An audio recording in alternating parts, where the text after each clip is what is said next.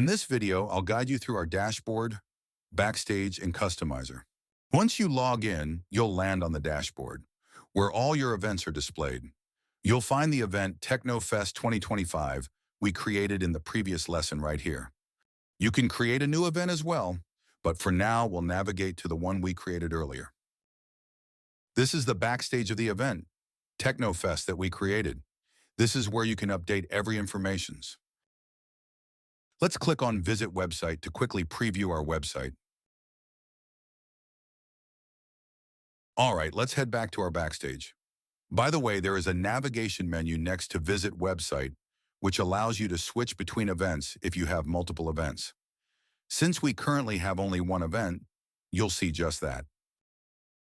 Now let me introduce you to two important navigation options, Backstage and Customizer.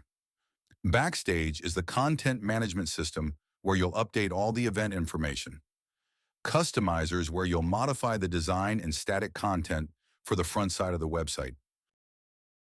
Let me give you a quick overview of how it works. In the Customizer, you'll find the text on the right that you can edit. Any changes you make will be instantly reflected on the main website. You can also change the colors and fonts as well. And here's the interesting part. You can shuffle the designs to find the one that best fits your needs for each section. No more drag and drop complication, no more complex coding. Just like the Customizer, the Backstage is easy to use as well. You don't need to install any plugins or add-ons.